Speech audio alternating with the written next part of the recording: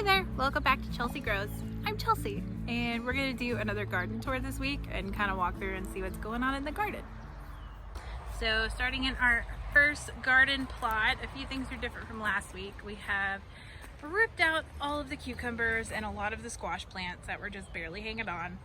And I'm starting to think about what I'm gonna plant in these spaces. I'm definitely gonna do some green beans over here and some pole beans.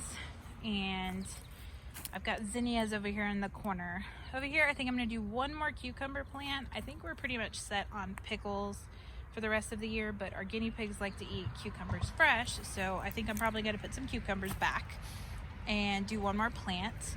This area, I'm gonna rip these guys out soon. As you can see, we're kind of getting into the heat of the pest damage.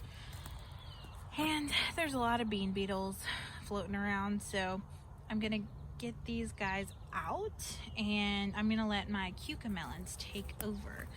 As you can see, the bean beetles are having way too much fun with all of my bean plants. Although it looks like they're not bothering the cucamelons, which is exciting because I almost have my very first cucamelon. Oh my gosh, I'm so excited these plants actually decided to like start growing because I'm excited to pickle some of these. Okay, I transplanted these peppers into the ground the other day. They honestly look a little bit better than they did in the containers, so I'm gonna water those really good. Although if you can see the sky out here, we might be getting some rain in the next few days, but it's been my luck this summer that if it rains, it doesn't rain here. So I'm gonna water these guys really good tonight, and then I've got a bunch of empty grow bags and I'm not sure what I'm gonna do with those yet for the fall garden. I'm gonna be starting a lot of kale seeds, so maybe I'll try kale in these. Kale tends to grow like a weed, so I'm gonna see if that works. Oh no, there's a wood chip in my shoe. Okay, so over here I have a ground cherry that looks like it's actually coming back. It was looking kind of sad for a minute, but you know, it's doing its thing. I have a straw flower and another straw flower and a bunch of empty space. So here I'm thinking I'm gonna do my beets and sow a bunch of different kinds of beets. We actually mashed them like potatoes this year and they were amazing. So beets coming soon. I think I'm gonna do more basil because I haven't gotten as much basil as I think I need for the rest of the year. So basil. This tomatillo looks like it's actually doing pretty well. I'm getting some big old ones and it's still setting flowers, so that's good. My Shasta daisies and chamomile are pretty much done for the year. I can still harvest a bunch of sage and chives and holy lemon balm. If you remember this from last week, it's gigantic right now. I need to savagely prune this guy back again and let it do its thing. I've never actually seen it flower before though, so I'm sure the bees like that. I might leave that bit, but I don't want this to go to seed and take over more space. My rosemary plant is about to get pruned again. It has a few like empty spaces in here and where it's kind of like not happy. It's because I think this is technically 3 plants and one of the plants has died, but I've pruned here on the bottom. And pruning is a catalyst for growth. So wherever you prune, it's gonna grow. A lot of shrubs, people will just prune the tops and, you know, trim the tops down and then they forget the bottom. So the bottom kind of dies off and all the growth comes up and then you get ugly shrubs. So I'm gonna prune the sides.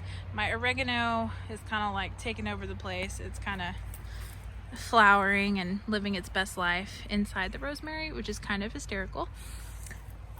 Back here we have more tomatoes. I pruned pretty heavily the other day and they're looking pretty healthy.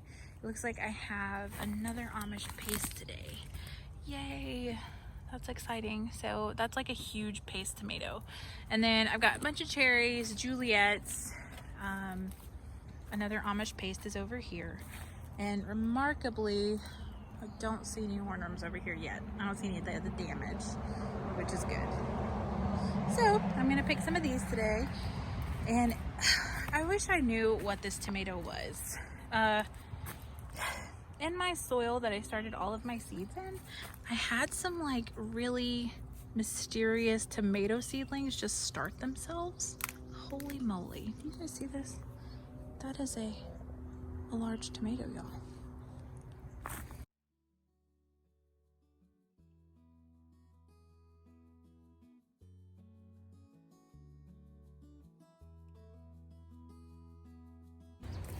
So this week on our forecast, we're supposed to be getting a whole week's worth of rain. And while the forecast this summer has been like, it's gonna rain, and then it doesn't rain, and then it says it's gonna rain, and then it doesn't rain. Or it says it's not gonna rain, and then it rains. So I don't know whether to put too much stock into the forecast right now, but I am going to start picking any tomatoes that I see turning mostly orange. And once I get to that color, I'm gonna take them home with me and let them ripen at home, because if you get a bunch of rain on your tomatoes like really quickly, you're gonna get a lot of splitting. And if you look at this big guy, that's what this is. It just means that there's a lot of water that hit the plant, and all that water went into the fruit, and it grew too fast for it to actually like smoothly ripen. No bug. So I'm gonna pick anything that looks pretty orange, and I'm gonna let them ripen at home.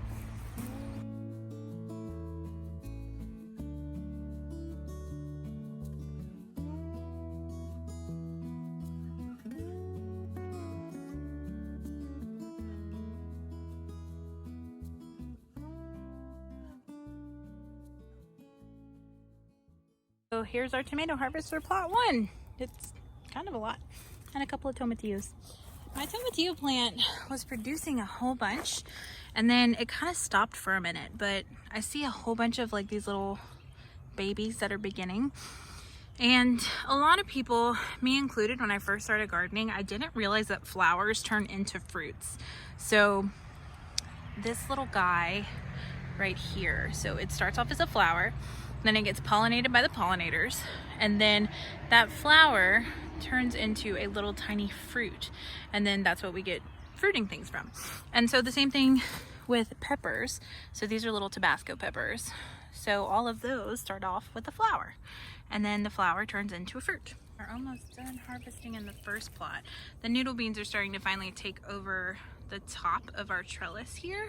And I also have some blackberry shoots that I've transplanted over here that are starting to get going. And we have a few little blackberries left, not much. A side note on blackberry bushes though.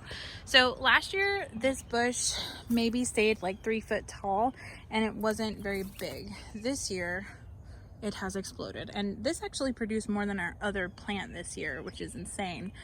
But when I was doing my gardening class this summer, we talked about berries and like fruiting bushes, blackberries in particular. So what they're gonna do is, this time after they've already produced all their fruit for the year, and it's kind of like on its last leg with all of the fruit, all of the branches that the fruit grew on are going to start to die off. So these are the leaves on like the old branches. They're kind of just starting to die. And what the plant is doing now is it's sending up new shiny shoots. Okay, and these shoots are the ones that are going to produce berries next year. So that's really tall. This is an 8-foot panel, so it's taller than 8 feet right now. And it's actually sending up shoots in a few weird places too. Like I've got one here that I need to transplant and move, and this one's from another plant, so I did that. But yeah, they're gigantic, and I'm going to be doing some pruning soon to split off new branches. So like this could be a potential branch, and I need to look up how to do that again, but I will. Can you guys see what I see? Those are the worst. But these are noodle beans, and I actually see less pests on them than the other beans, so they're gonna stay in the garden longer. I actually tried pickling these. I tried pickling these a few days ago, and I've had them in the fridge kind of going. So I'm gonna see how those turned out. And then someone said you can leave these out to dry and save the beans as like black-eyed beans. So I'm really curious about that. But they're gonna be fun when they start hanging down. It's my favorite. And yeah, so that pretty much takes care of our first plot. A pretty big harvest today.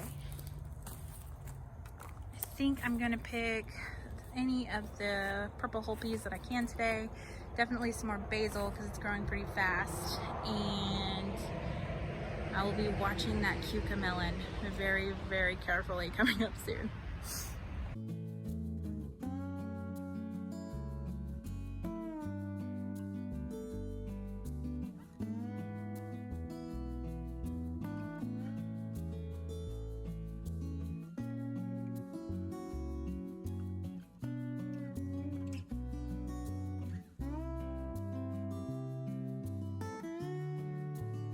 I am thinking though, in this area, I'm gonna try to borrow a truck and get some more cattle panels, and I'm thinking about doing like an archway all the way through, so this makes like a plant tunnel, which might be kind of fun.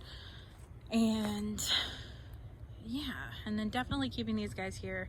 I'm definitely considering moving our seating area into this area because it's kind of a pain over there. It's pretty over there, but it's kind of a pain. Over here we have, these are Kentucky Wonders. And as you can see, the bean beetles are having a lot of fun with these guys. See, this is a bean beetle larva.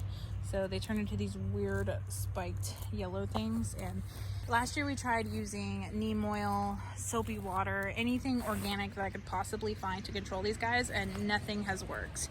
So yeah, I'm not sure what else to do. I'm just gonna let them have these plants. But the good thing is that they really don't like the noodle beans as much. They take out everything else, but they leave the noodle beans. And honestly, the cowpeas and the purple hull peas, they really don't like those as much either. They're kind of like the last resort. They would really much rather get to something else. So those two crops I'll definitely keep growing. I have my bucket zinnias. This little guy that we saw last week, look, he's blooming. Yay, finally, I've been waiting. I need to look up the types that I planted here. I have it videoed somewhere. That is a candy cane back there, and I haven't seen it go or like take off really just yet, so I'm just kind of waiting. The blackberry plant, this is what I mean about new shoots. All of that are new shoots, and I need to get that under control soon. It's massive. So maybe next year this plant might produce more than I did this year, because last year I wasn't quite sure how to prune it and whatnot. Our sweet potatoes, which I have one plant, two plant, that's a weed over there, and that's some Swiss chard that I planted probably back in February that suddenly decided to start growing, so I'm just gonna leave it. I'm gonna let these two sweet potato plants take over the world over here, and as you can see, they've already started expanding. Everywhere that I cover the stem with dirt will root and make another sweet potato. So I'm gonna cover all those stems and just let that whole thing take over. That's another straw flower. If you can't tell, I like those because they dry beautifully. I have another chive plant over there that needs some desperate pruning. And let's walk around because you can probably see things a little bit better. This is the front of the second plot. These are tomatoes, beans, flowers, tomatoes, peppers, herbs, and I have some more zinnias. These are the giant cactus zinnias. So I'm kind of just hanging tight, waiting on these guys to go. And we have more noodle beans. If you can't tell, I like those. We mostly stir fry them because I stir fry a lot in the summer, but I'm trying pickling. I'll try them dried. If anybody has any noodle bean recipes, please let me know. A friend of mine has tried them in curry, so I think I'm gonna try that soon too. Hello, Mr. Bumblebee. You're out late. It's probably about 8 o'clock right now, so it's getting there.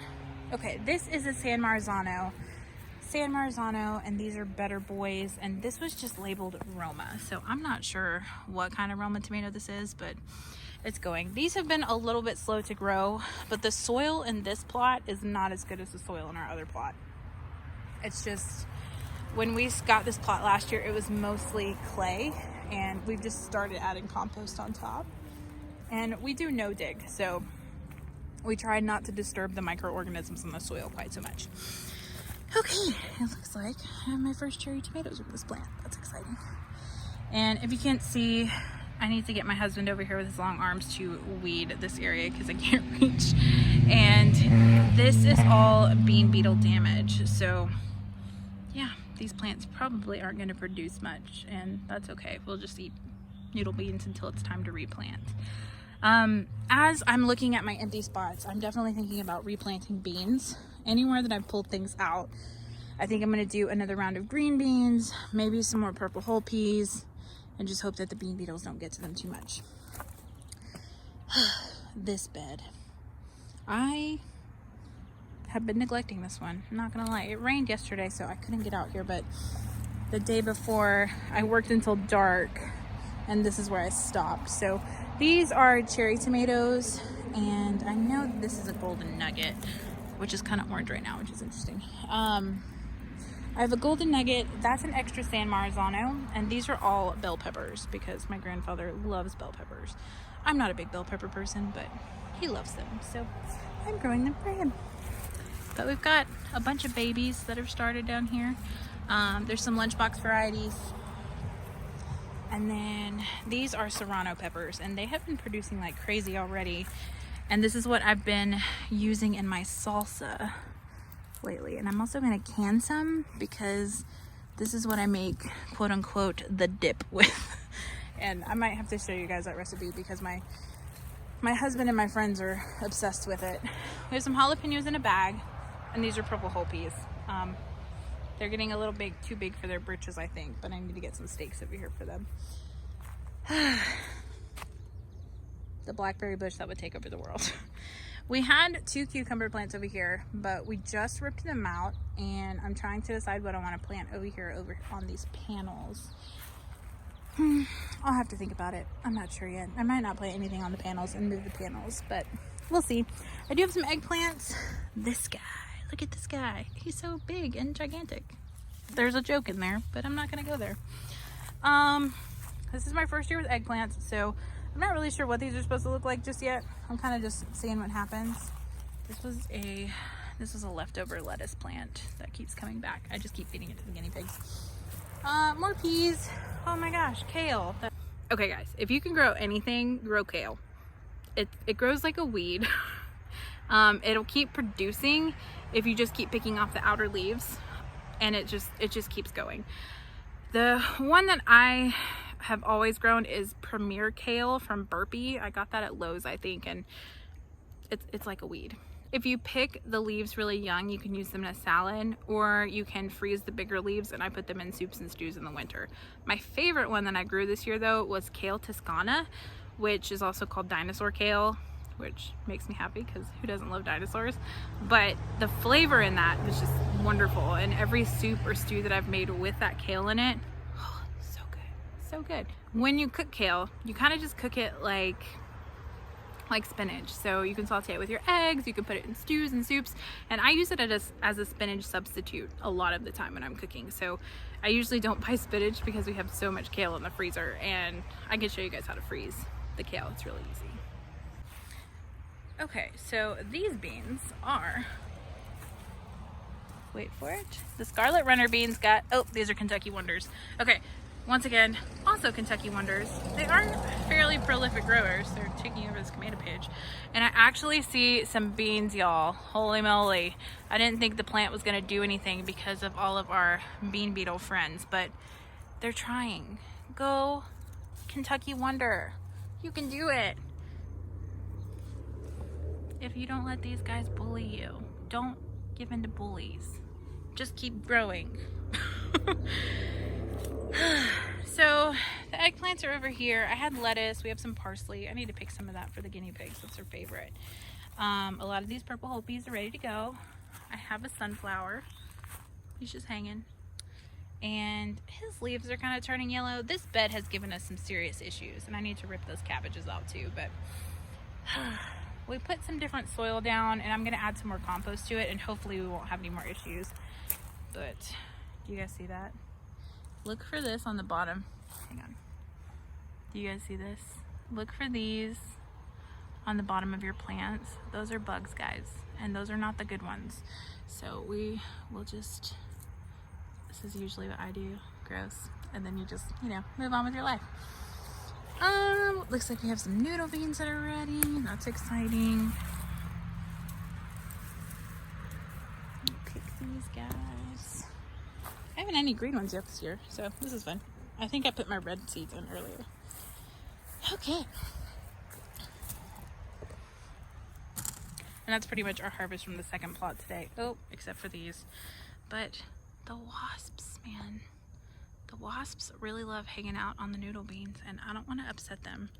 I know they're like either A, hunting, or B, they're just drinking the nectar off the flowers. So I'm not really sure. I need to do some Googling, figure out what these guys are, and we'll go from there. No. Okay. I forgot the name of these guys. I need to look it up, but they're the worst. I flick them off and like try to make them go away, but organic gardening got me, my students got me 2 guinea pigs a couple of years ago, and I did not realize I'd be, you know, gardening then. But the best thing about guinea pigs is this, and this is guinea pig manure, and it is a cold manure. We have a pretty full basket here. I've got some basil on top. There's still a bunch of noodle beans that I'm gonna pick when it gets a little bit darker, when the wasps go away. So I'm going to swap to the garden hod. The okra plants are getting ginormous. I'm actually going to pick some today, but I'm 5'5", so they're probably almost 5 foot at this point. And yeah, time to get another harvest off these guys.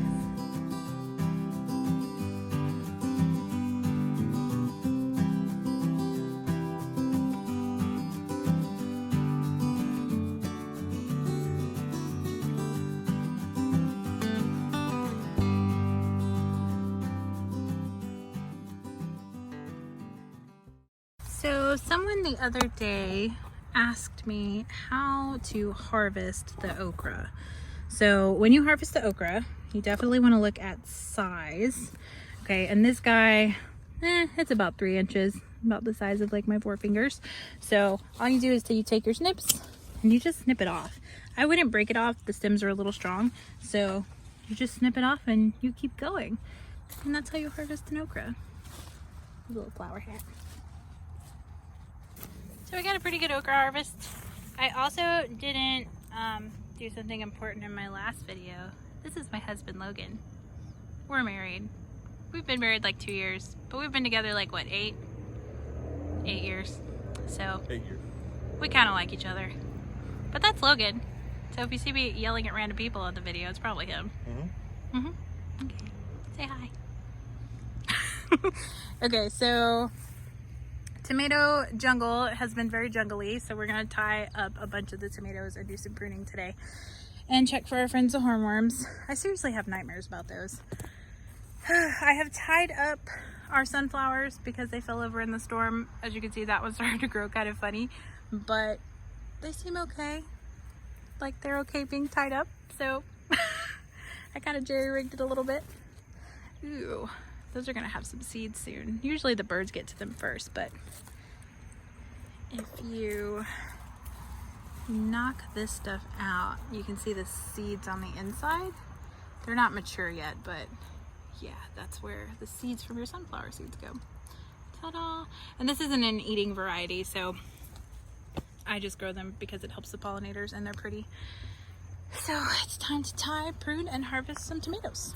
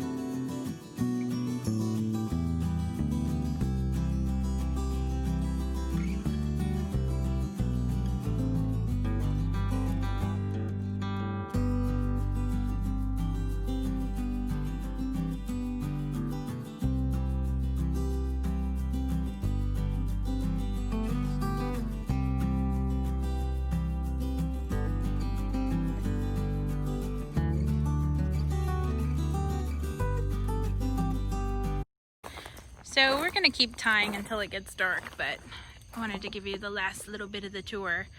We have some Brandywine tomatoes that are ready. There's another Dr. Weitch's in the back that's ready to go.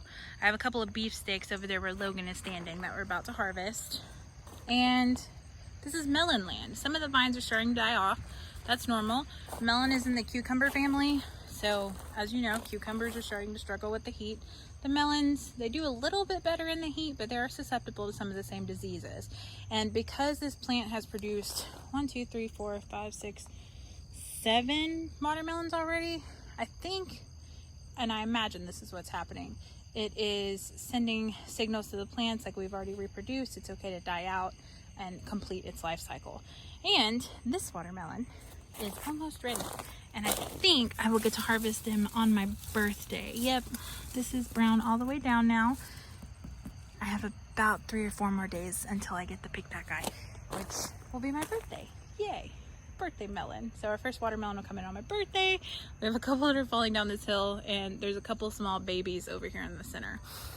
And then as soon as we harvest all of our melons, we are going to let our sweet potatoes take over this walkway, and then I'm gonna plant more beans over here on this side.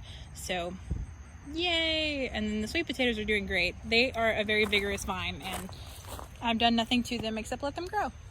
So say good night, Logan. Bye. Yeah, good night, garden.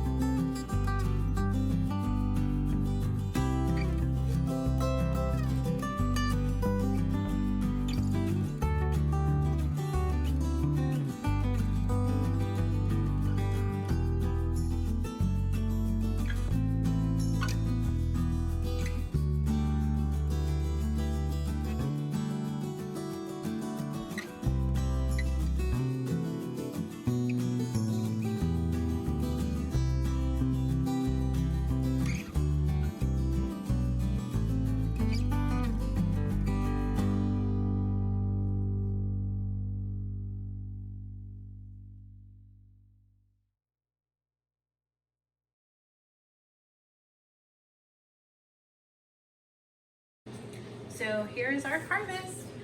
We have a lot of slicer tomatoes today. Some of them are still ripening on the top, and that's okay. I'm just gonna let them ripen here at the house because, like I said, we're expecting a lot of rain.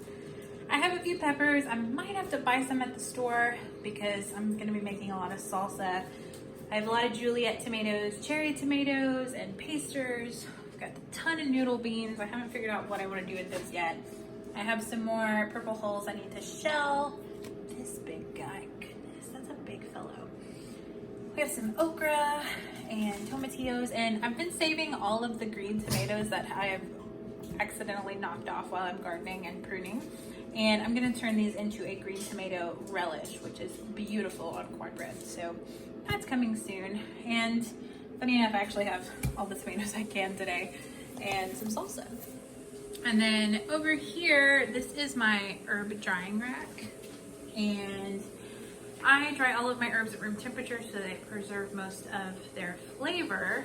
And I think my lavender's almost dry, so I'm gonna take that down soon. And I still have some onions drying over here, and you know, this is where I keep some of the jars because there's so many jars in my house. So anyway, this is like my little harvest area. I used to have a dining room table, but we sold that so we could get a deep freezer and freeze more of our harvest. So we usually just eat at the couch anyway, so it's fine. So this is pretty much my kitchen right now. The canner is out. There's pots out for the lids to warm those up. The oven's usually going to keep my jars warm. And then I'm chopping over here, and yeah. My poor husband's job is to clean the kitchen, and the poor guy during the summer, some things as soon as he, some things in my kitchen are constantly being washed, like my food processor and the dehydrator trays. Right now I've got cherry tomatoes dehydrating to make sun-dried tomatoes, and I also dehydrate my tomato skins. So when you are preserving your tomatoes, you peel the skins off so that you can can them without the skins. So I save all of my skins from my tomatoes, and I make tomato powder. And from the tomato powder, I can make tomato sauce, tomato paste, tomato soup, and I use that pretty much all year in my cooking. So I save the skins, and the only thing I really throw out are the seeds and the pulp because that's the least attractive part of the tomato. And yeah, so that's pretty much the garden tour for today. You got a little bit of my kitchen.